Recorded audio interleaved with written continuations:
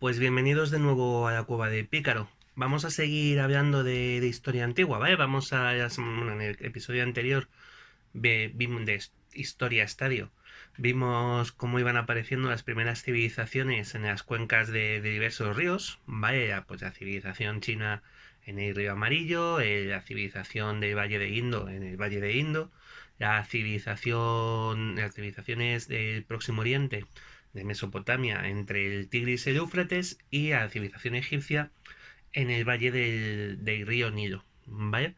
Habíamos visto un poco cómo se iban surgiendo estas primeras civilizaciones en estos puntos, en estos puntos de gran favor hidrográfico, donde podía generarse una gran agricultura que sostuviera estas primeras ciudades y estos primeros gobiernos y civilizaciones que fueron surgiendo. Y hoy vamos a continuar, pues vamos a seguir hablando de Egipto, vamos a seguir hablando de Próximo Oriente y vamos a introducir una quinta cultura, que será la minoica, de la que hablamos en un ratito, ¿vale? Hoy vamos a dejar descansar a China y a la India. China por un tema de cronograma, ¿vale? Para mantenernos en una línea y poder, cuando lleguemos a un punto determinado, poder avanzar. Y India más o menos por lo mismo. India, en el caso de China, porque ya adelantamos la semana pasada en el tiempo, a la dinastía Xia, ¿vale? Y India porque entre la civilización de Indo y las siguientes civilizaciones importantes de la India van a pasar algunos siglos que sí que van a tener más movimiento en zonas como Egipto o Próximo Oriente, que son de las que vamos a hablar hoy. Así que nada, continuamos hablando de imperios, continuamos hablando de historia antigua y empezamos con Egipto.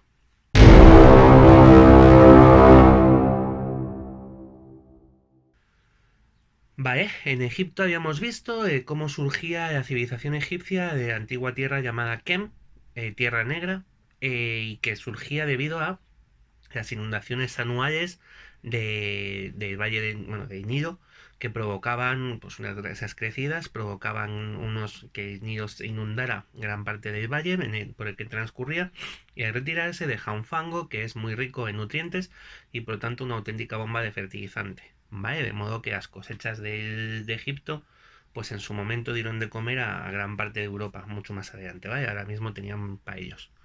Vimos la primera y la segunda dinastía que a través de más o menos una construcción mítica nos contaban cómo se había unido el reino de Egipto, el Alto Egipto y el Bajo Egipto en un solo reino.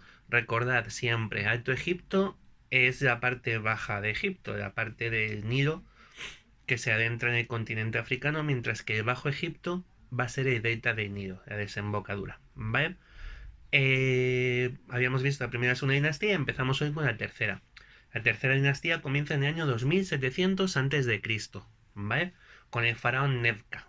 Nefka va a ser el primer faraón que deje la ciudad de Tinis. Tinis había sido la antigua capital de Egipto, de la primera y la segunda dinastía, y está situada en el Alto Egipto.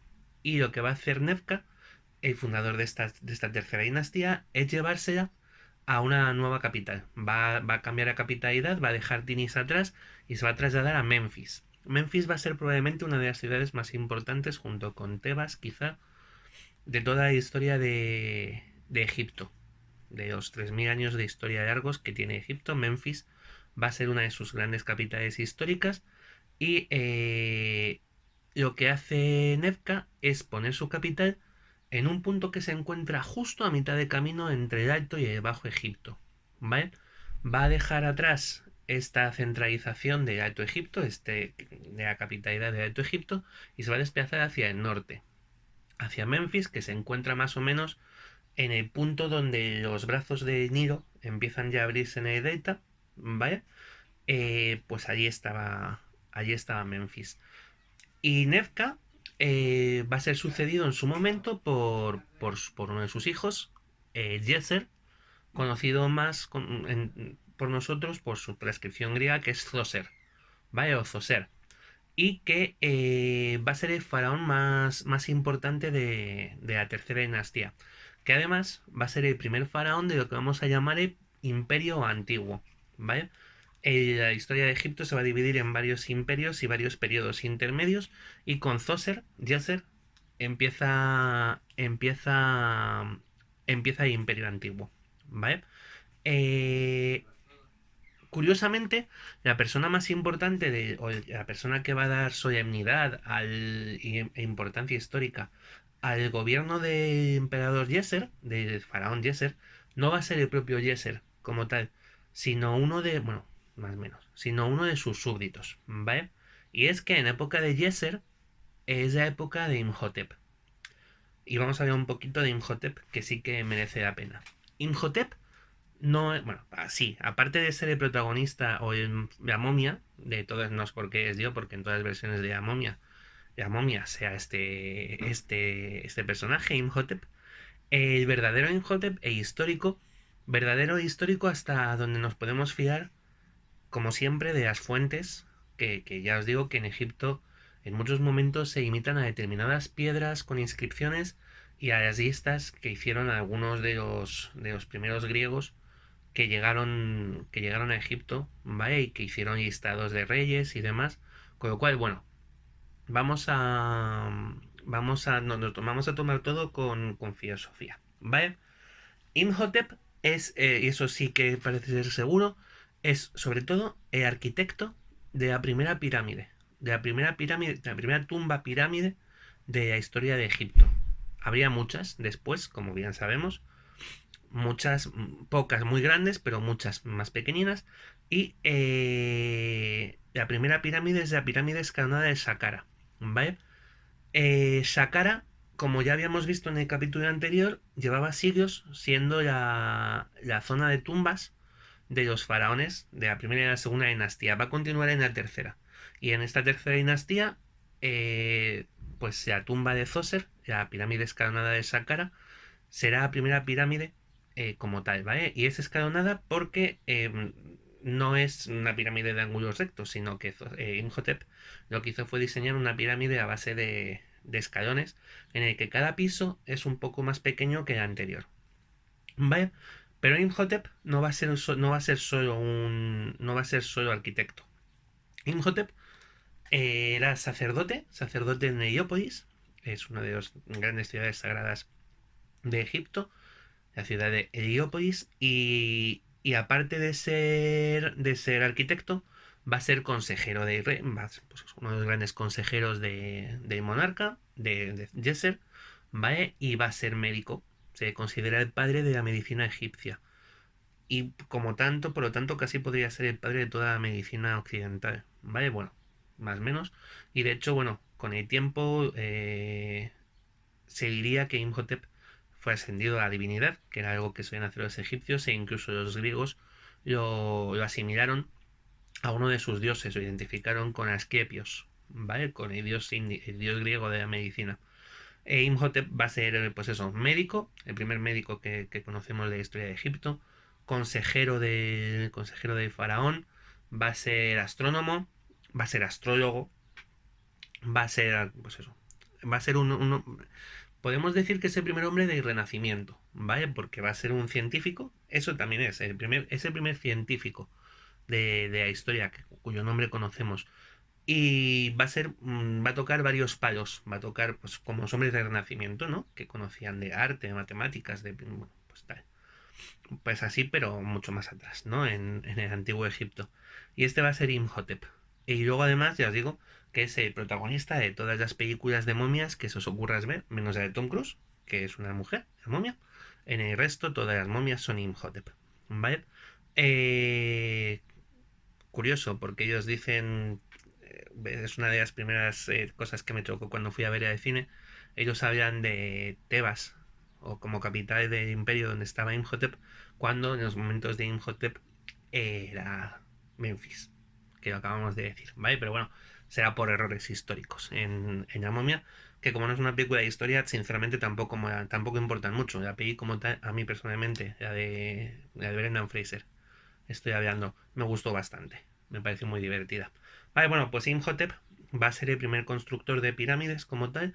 El rey Yeser va a ser el primero que tenga una pirámide donde enterrarse.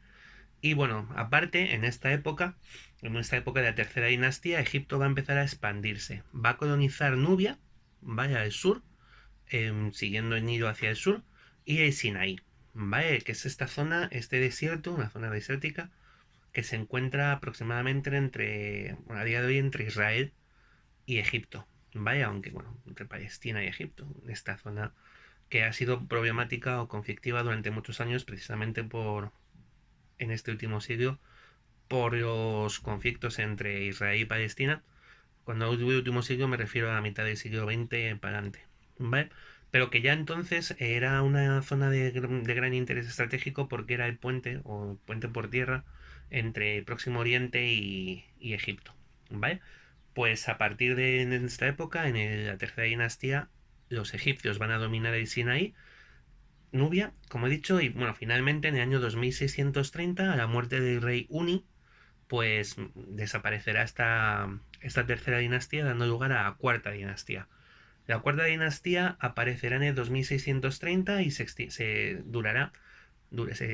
prolongará en el tiempo hasta el año 2500 antes de Cristo, ¿vale? Y es la gran dinastía de los constructores de pirámides. Aquí sí que vamos a tener el punto álgido, el punto central, vamos, el no va más de este imperio antiguo egipcio que estamos hablando, ¿vale? Comienza con un faraón, el faraón Seneferu, bueno, Esneferu, ¿vale? Que construye una gran pirámide. Bueno, va a terminar una pirámide que había empezado Uni, el antiguo rey, del último rey de la tercera dinastía. Seneferu se la va a quedar, la va a concluir él, pero sobre todo el que va a hacer la primera gran pirámide va a ser el hijo de Seneferu, ¿vale? Que es Keops. Keops sabéis que es un vocablo que es griego y que se utiliza para referirse al faraón Khufu, ¿vale? El nombre de Keops era Khufu o Jufu. Bueno, aquí empezamos con temas de cómo suena y tal. Pero bueno, Keops, que es como siempre hemos conocido, será quien, bajo cuyo gobierno se construye la primera pirámide, la gran pirámide de Keops. Ojo, esta gran pirámide que nunca jamás ha vuelto a repetirse, lo que nos da una señal del poder que consiguió tener Keops, ¿vale? El dominio económico, bueno, el capital en vidas humanas, lo que debió costar a todos los niveles construir una pirámide, una obra tan monumental como es la pirámide de Keops, que a día de hoy sigue quitando el aliento, ¿vale? Y que en muchos casos no tenemos del todo claro, 4500 años después, como aquel que dice, cómo terminó de hacerse, cómo se hizo, ni cómo eran, ni de... No, pues que al final sí que nos han contado, por ejemplo, que ya estaban rematadas con oro. Siempre se habla de que la pirámide es un rayo de sol petrificado, que forma parte del culto, de los cultos solares egipcios. Hay quien dice que, bueno, los egipcios eran grandes astrónomos y hay quien se corresponden las tres pirámides con las tres estrellas centrales de la constelación de Orión, con las tres estrellas del cinturón. Hay quien busca en las pirámides mapas cósmicos. Hay quien dice que las construyeron los extraterrestres. Ya hablamos la semana pasada de los Anunnaki, ¿no? Y de cómo se relacionaban con los sumerios. Bueno, pues en Egipto también hay quien considera científico que las pirámides las construyeron los extraterrestres, porque no dan crédito sino a cómo en el año 2500 antes de Cristo se estaba haciendo una ingeniería de ese calibre. Pero sea como sea, lo que sí que sabemos es que comenzaron, o el primero que se hizo una gran pirámide para enterrarse, fue el faraón Khufu.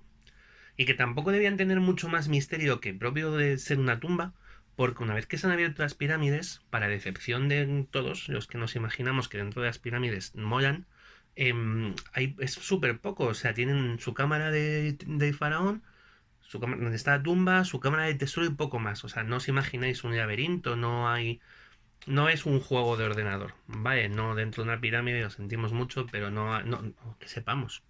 A lo mejor es que no hemos descubierto todavía la pirámide que sí que mola, ¿vale?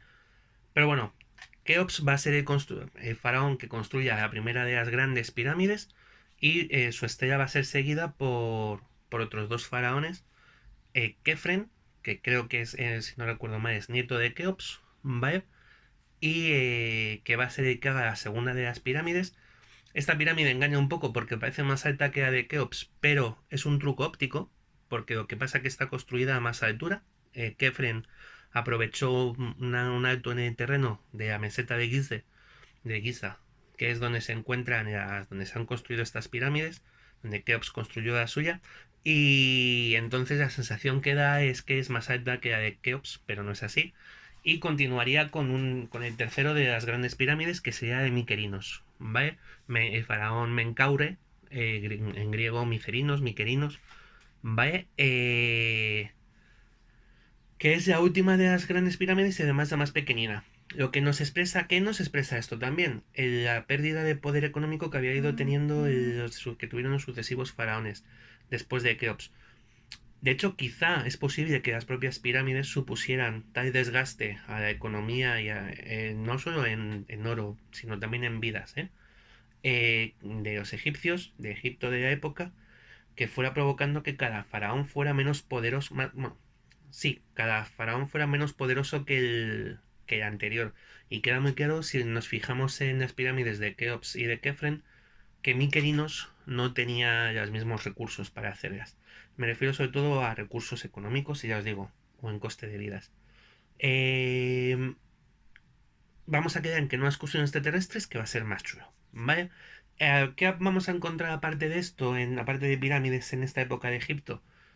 Pues comercio en lugares tan distantes como Biblos, que es Fenicia, hostia, se me ha ido, Líbano, el actual Líbano, ¿vale? Y Oebla, que era una ciudad que estaba en lo que ahora es una ciudad mesopotámica, ¿vale? Una ciudad sumeria. Y aquí vamos a empezar a tener ya contacto, vamos a tener pruebas de contacto entre las dos grandes civilizaciones del mundo antiguo, occidentales, que son el Medio Oriente y Egipto, claro, ¿vale? Y bueno, pues en esta época va a aumentar muchísimo el poder del culto solar, del dios Ra. Ya vimos en el episodio anterior que los dioses egipcios van pasando por fases y que en algunos momentos unos son más importantes que otros. Bueno, pues en la cuarta dinastía, después de la preponderancia de Osiris y de sobre todo de Horus que había habido en dinastías anteriores, el disco solar empieza a tener muchísima importancia, ¿vale? Ra. Bueno, acaba la cuarta dinastía y comienza la quinta en el 2500 antes de Cristo, de 2500 al 2350. Eclipsada la quinta dinastía posiblemente por la fuerza y el poder que ha demostrado la propia cuarta dinastía. ¿Vale? Va a ser mucho menos importante. Va a continuar el culto a Ram, va a mejorar o va a ser mucho más importante el culto a Osiris. Se va a hacer muy importante. Es la época bueno, continúa la expansión del imperio egipcio por todas partes y de hecho se han encontrado restos de la quinta dinastía, ni más ni menos que en el mar de Mármara, ¿vale? Que si buscamos un mapa veremos que está al norte de Turquía, prácticamente, bueno, pues en lo que hoy es Estambul, ¿vale? Más o menos. Pues hasta allí ya habían llegado los egipcios en este momento, pero tampoco hay mucho más importante en este momento. Sí que quiero reseñar que a la quinta dinastía pertenece una de las obras de arte más importantes del mundo egipcio, que es la estatua de escriba sentado, ¿vale? Que ahora aparecerá por aquí, por algún sitio. Bueno, porque es de lo más representativa de lo que sabe, pues, de lo que va a ser el arte en el antiguo Egipto, ¿vale? No voy a entrar mucho en arte, que no es mi terreno, y además nos iríamos, pues, a vídeos mucho más largos, ¿vale? Pero bueno, que aquí echad un ojo para que veáis pues cómo se hacía una escultura como en el antiguo Egipto, ¿vale? Y por último, vamos a hablar hoy de la sexta dinastía, ¿vale? La sexta dinastía va a ser la que ponga fin, la que cierre este imperio antiguo egipcio, ¿vale? Y además acaba con una historia súper molona, veréis. Va a tener dos momentos importantes esta sexta dinastía, ¿vale? Uno de ellos es que va a tener al rey récord en cuanto a duración de su reinado. Lo de Ramsés II van a ser tropecientos años, ya lo veremos en su momento, pero señores, es que el rey Pepi II, el faraón Pepi II, gobernó, según la lista de reyes, durante 94 años. Récord, ¿vale? Absoluto y mundial. Personalmente creo que es un error. ¿Vale? Lo más posible es que esto sea o bien un error de las listas, o que hubo un par de reyes que compartieron nombre y luego se unificaron, se quedaron en uno solo. Porque tengo serias dudas de que en el año 2500 antes de Cristo, bueno, 2324, que es cuando comienza la sexta dinastía, em, nadie pudiera vivir pues 108 años, 100 años, que menos, ¿no? O sea, o que si vivió 94, o sea, si gobernó durante 94, que bueno, que hicieran rey con un año, ¿vale? 95 años, me parecería muchísimo tiempo. Porque además se da de hostias con todo lo que sabemos sobre las edades medias y la duración de la vida en el mundo antiguo, ¿vale? Pero bueno, la mayoría de las listas, lo hacen. Sin hacer caso a las fuentes, el propio Imhotep hubiera durado 80 años, y esto si no entramos a debatir sobre los personajes que aparecen en la Biblia, que la Biblia al final es un documento histórico que te habla de historia de un reino que existió, que fue el reino de Israel, ¿vale? Y de que hablaremos llegado el momento, pero que al final no hace más que cubrir lo que hace con asignando gobiernos tan largos a personajes como Matusalén, que duran ni se sabe los años, es cubrir espacios de tiempo que seguramente estaban vacíos. Y algo así pudiera haber ocurrido con este Pepi, ¿vale? O a lo mejor sí, que era un señor muy sano y duradero, ¿vale? Pero bueno, por un lado vamos a tener a este rey, a Pepi II, y sus 94 años de duración, y por otro, vamos a tener un personaje históricamente poco conocido, pero interesante, que es la reina Nitocris. ¿Por qué es interesante? Porque va a ser la primera mujer faraón, ¿vale? Luego habrá alguna más, hablaremos llegado cuando llegue el momento de Hatshepsut, que esta sí va a ser una reina muy importante. Pero no va a ser la primera va a ser Nitocris, ¿vale? Ojo, hay quien sospecha que esta reina ni siquiera existió, ¿vale? O sea que puede que fuera un invento de los griegos o de los propios egipcios en su momento, pero hay dudas sobre la existencia de Nitocris, ¿vale? Que además fue la última reina de la sexta dinastía, con lo cual sería la última reina del Imperio Antiguo, y que a su muerte dejó el imperio tan hecho polvo que habíamos de un cambio total de fase. De hecho, tendríamos ahí un Egipto dividido, con guerras civiles, etcétera, etcétera. ¿Vale?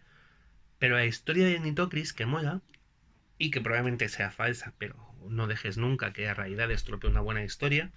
La historia de Nitocris lo que nos cuenta es que dio un banco. Bueno, parece ser, según cuenta Heródoto, que había una serie de conspiradores. Nitocris vivió una conspiración en la que varios personajes de la corte mataron a su hermano marido. Ya sabéis cómo va el tema de que en Egipto los hermanos, en los faraones, solían casarse entre ellos para mantener la línea de sucesión, y que, bueno, pues por aquello de que eran, además de ser humanos, eran dioses, ¿vale? Pues para que los dioses procreasen con los dioses, se nos solían casar entre hermanos, ¿vale? Entonces, bueno, pues después de que mataran al hermano esposo de Nitocris, ella fue nombrada reina, y lo que hizo fue convocar a todos aquellos que habían participado en esta conspiración, y les invitó a un banquete, ¿vale? Y allí, ni corta ni perezosa, la reina Nitocris lo que hizo fue, una vez que estuvo todos reunidos, activar una trampa que había preparado muy maquiavélicamente, que hizo que toda la sala donde estaba se cerrara, y les ahogó en el agua del propio Nilo, que fue entrando en la sala e inundándola, sin dejar salir a ninguno de los asesinos que habían participado en el crimen contra su hermano esposo. ¿Vale? Y luego, pues una vez ya satisfechas sus ansias de venganza, pues se lanzó al fuego y murió. ¿Vale? Como historia, como era todo, históricamente con H, no tenemos, con H mayúscula, no tenemos muy claro que realmente Nitocris siquiera existiera, las cosas como son. Hay quien dice que además de que sí que existir, fue ella quien terminó la pirámide de Miquerinos, de Menkaure.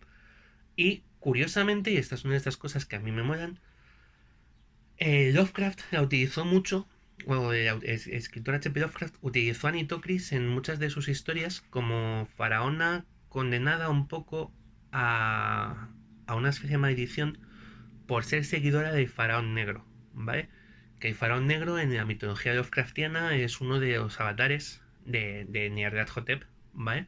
Bueno, pues aparece Nitocris, era su seguidor, bueno, mola mucho. Em, Historia y fantasía, como mola, ¿vale? Pero bueno, pues con Nitocris vamos a terminar de hablar hoy por hoy de Egipto y vamos a pasar a Oriente Medio, que hoy también trae nombres propios. Así que nada, nos vamos con los sumerios.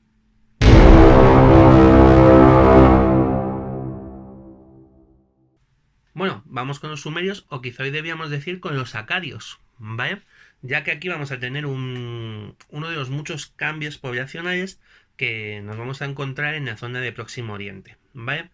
Eh, Como dije el otro día, todo va a venir dado por la llegada, por la aparición en estas ciudades-estados sumerias. Vaya, recordad de los sumerios que no sabemos muy bien de dónde vienen, que se llamaban a sí mismos cabezas negras y que quizás sean extraterrestres. No eran extraterrestres. Vale, pero bueno. Tienen una serie de ciudades-estados: Ur, Uruk, Lagash, Nish. ¿Vale? Pues diversas ciudades que en esta época ya empiezan a estar dominadas por una de ellas, por Lagash. ¿Vale? Y entonces hace su aparición Sargón el Grande, Sargón de Akkad, o Sargón el Conquistador. ¿Vale? Sargón nació en el año 2270 y murió en el año 2215, antes de Cristo. ¿Vale? Y sabemos que es un semita, no es sumerio.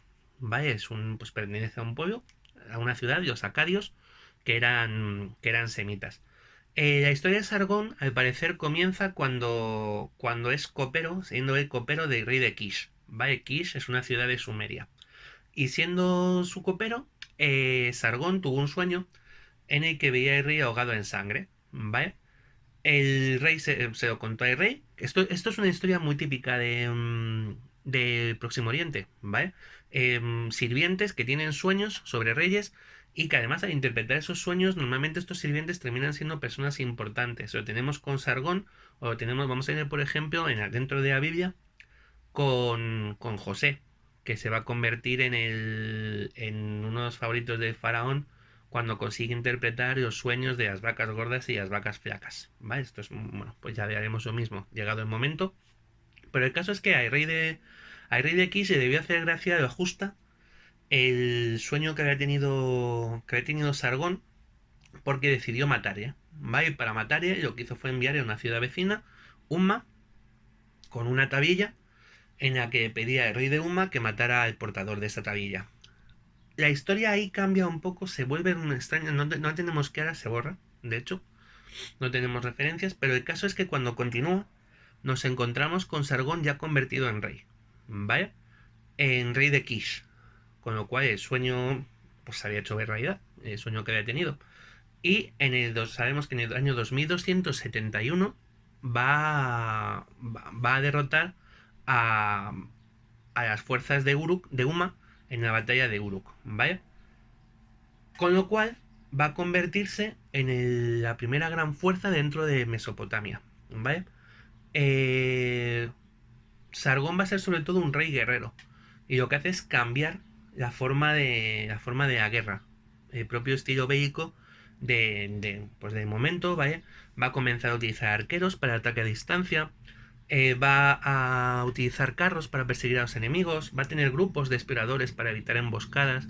Todo esto que a día de hoy nos parece como muy de cajón, pues las cosas no se inventan solas y en el mundo mesopotámico estas innovaciones se atribuyen a Sargón de Akkad. Otra de las cosas que hace es finiquitar la independencia de las ciudades sumerias. Con Sargón pasan a estar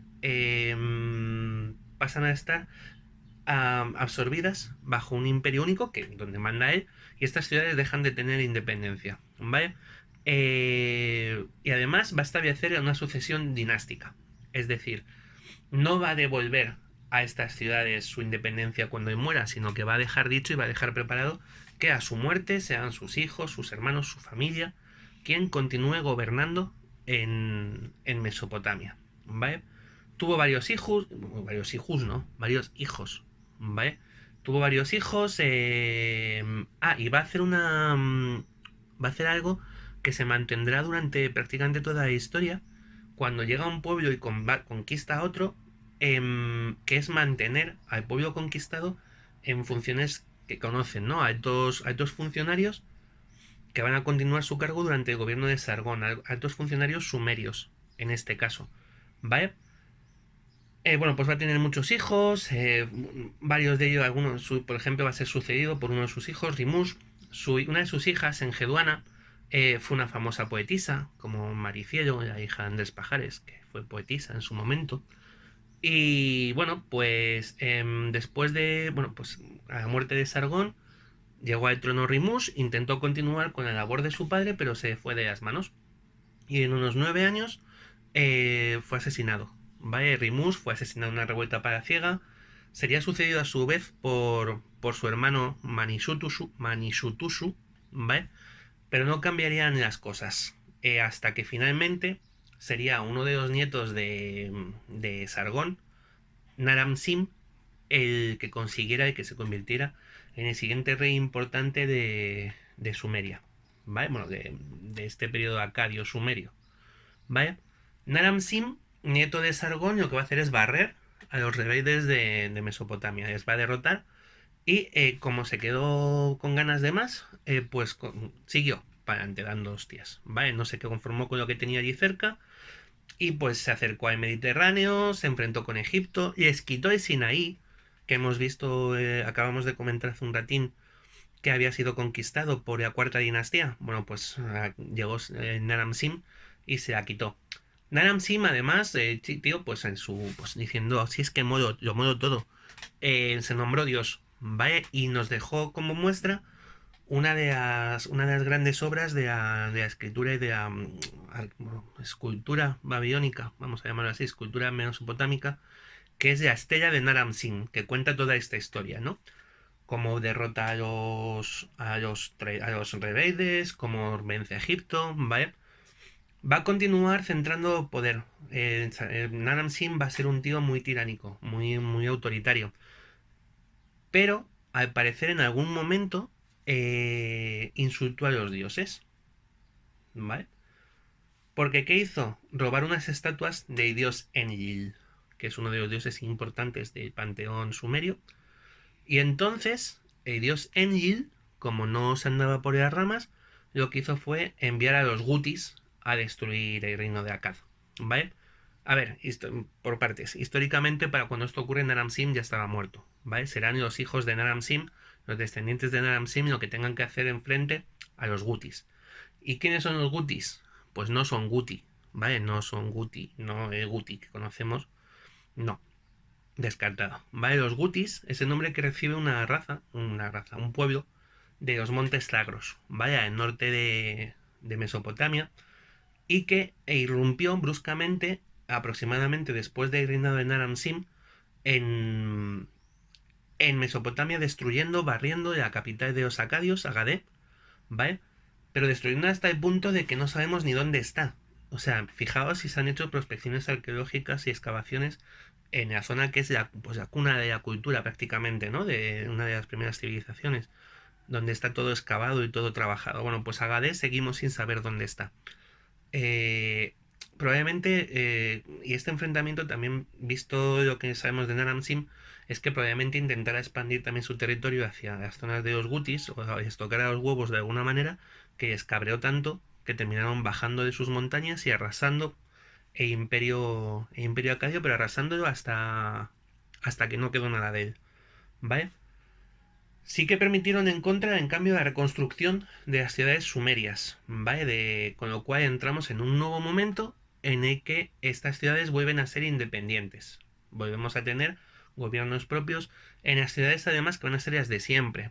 Pues Ebla, Uruk, Ur, ¿vale? Las ciudades que habían formado parte del primer periodo sumerio, ¿vale? Eh, Van a mantener sus propias dinastías gutis, ¿vale? Van a ponerse ellos como jefes, pero van a seguir manteniendo la estructura sumeria subyacente, ¿vale? Con lo cual al final, pues va a haber un cambio, va a ser, a ver, suave, entre comillas, que aquí para cambiar cualquier cosa, esto no era una moción de censura, aquí decapitaban al 40% del gobierno, ¿vale? Bueno. Eh, bueno, pues van a aparecer ciudades muy poderosas en este momento, las que hemos comentado, Ur y Agash, ¿vale? Y va a volverse una situación previa de que había con la llegada de los acadios. Estas ciudades van a ser prácticamente independientes, ¿vale? Y en este momento va a comenzar a desarrollarse una ciudad que va a ser en el futuro muy importante, ¿vale? Que se llamaba Babilonia.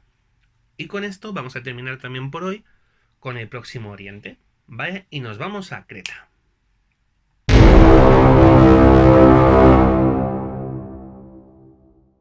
Vale. Creta.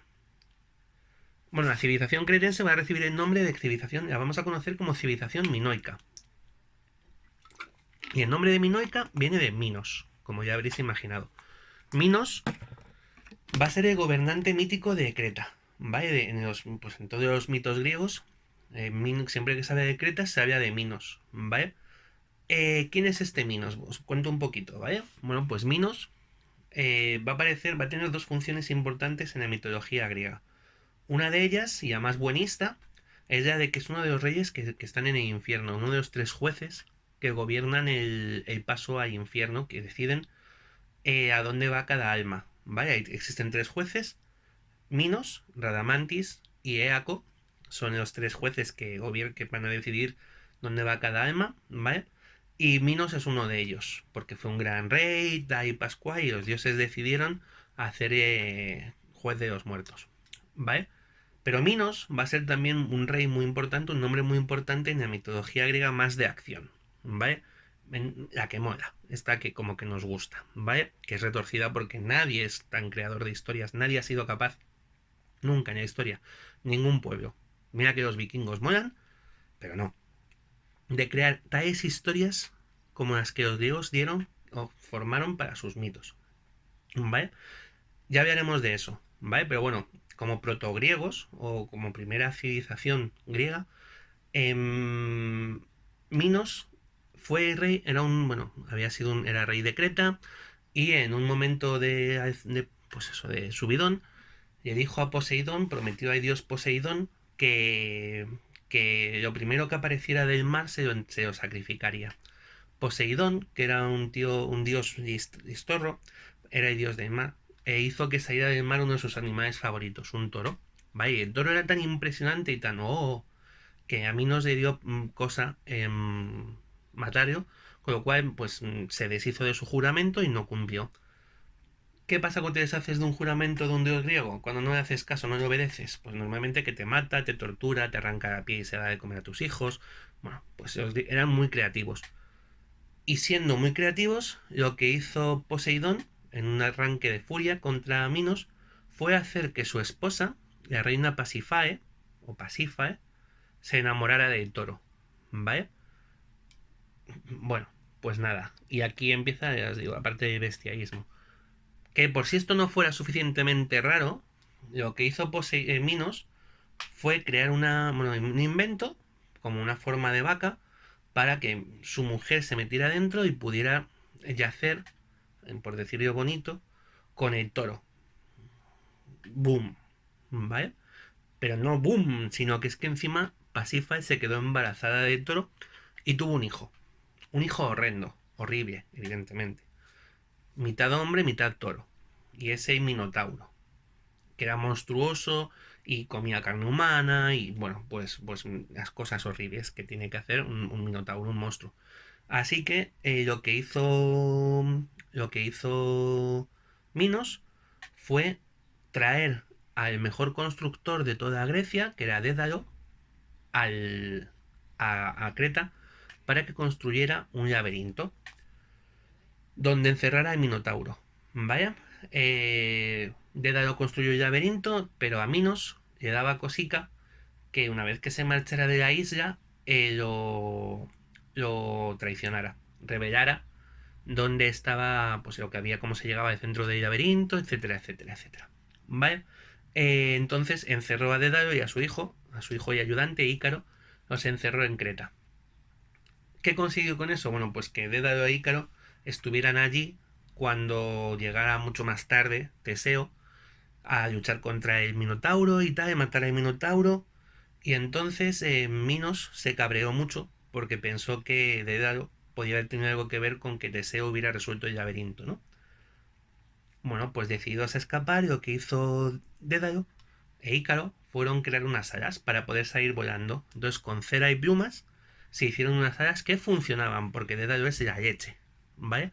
Se hicieron unas alas y se fueron volando de Creta, con tan mala suerte que Ícaro, es que los griegos es que eran geniales, es que meten unos giros dramáticos y filosóficos que te dejan roto.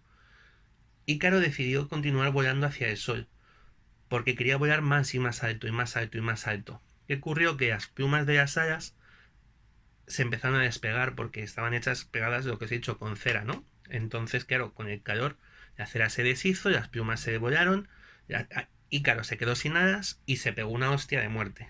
Murió, ¿vale? Y esto es un ejemplo, ¿no? De no hay que volar tan alto como creas que como puedas llegar. No más, ¿vale? Bueno, total. Que finalmente Dédalo consiguió escapar, lloró la muerte de su hijo, se escondió en la corte de un rey, Minos se rebotó mogollón, empezó a buscar por todas las cortes griegas, descubrió dónde estaba y lo descubrió porque puso una trampa, ¿no? Quería que mandó un Nautilus, una concha, y iba desafiando a la peña a que pasara un hilo de un lado a otro de la concha.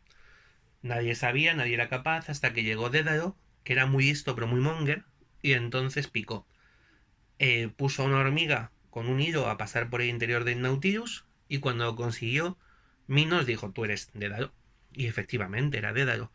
Y pidió su cabeza, entonces, bueno, pues nada, el rey donde estaba dijo, venga, va, matemos a Dédalo, pero no quería matar. Entonces engañaron a Minos y dijeron, Minos, las hijas de este rey, pues muy en plan golfillas, dijeron, Minos, vente, que te vamos a hacer feliz.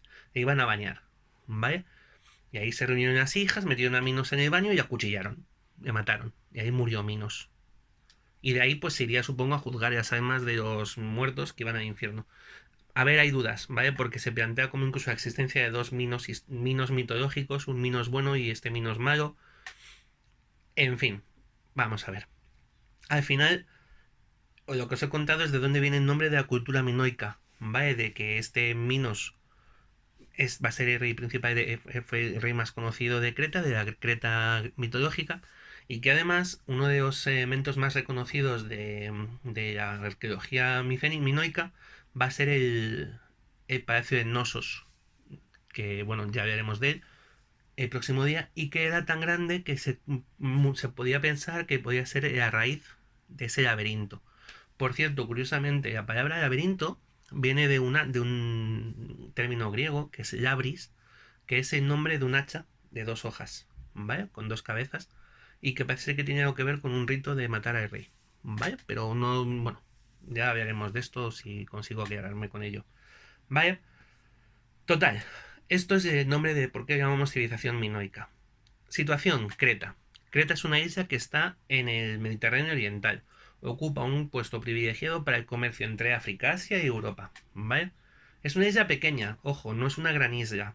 Y no tiene grandes fuentes de agua, lo que nos lleva a pensar que es que su orografía ha cambiado mucho, porque si no, no tiene ninguna explicación que surja allí una cultura como la minoica. Voy a decir micénica 400 millones de veces, no, minoica, ¿vale? Em, Creemos, o se cree, que esto ocurrió como con Malta, ¿no? Que a día de hoy es un pedrusco en mitad del mar.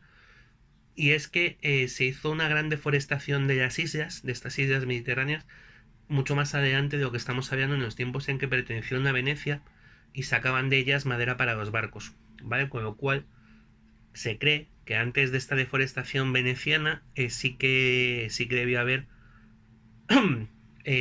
más ríos en Creta, incluso navegables, ¿vale?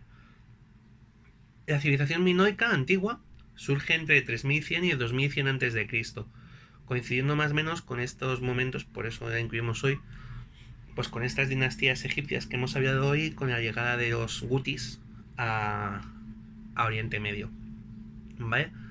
Perdonadme un momento. Vale, bueno, que me ahogaba. Y ya en este momento vamos a empezar a encontrar piezas que señalan el cambio de una cultura básicamente agraria a tener un gran peso comercial. Como os he dicho, es un punto de paso obligado perfecto entre Egipto, por ejemplo, y el Próximo Oriente.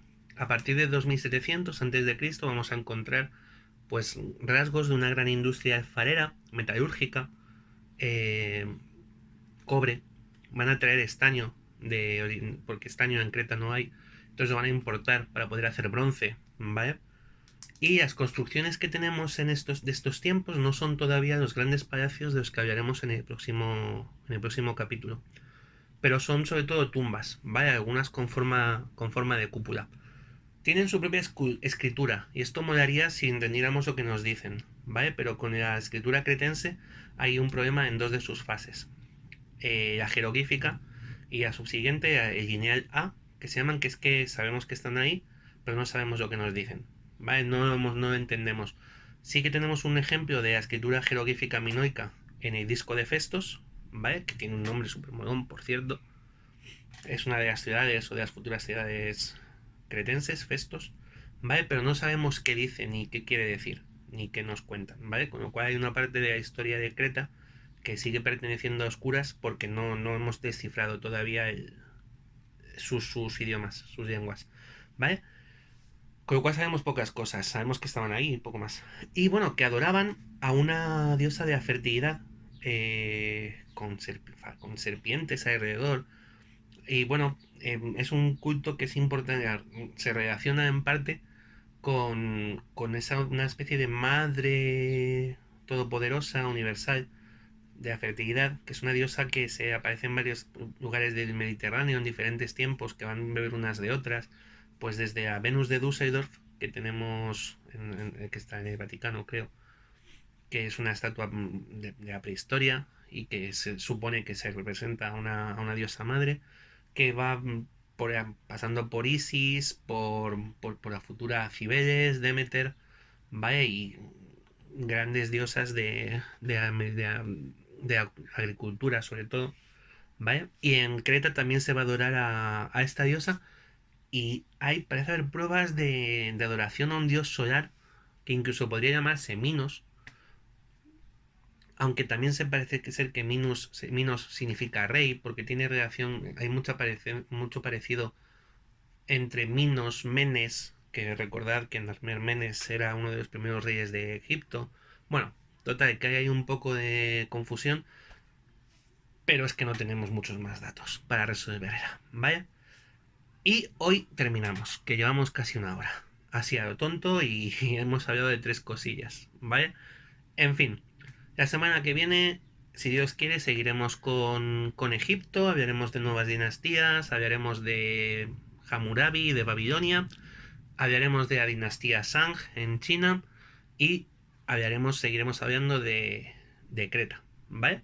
Así que nada, señores, espero que os haya gustado, señores, señoras, que si os gusta, que pues campanita, like, compartid, a ver si nos hacemos ricos y famosos.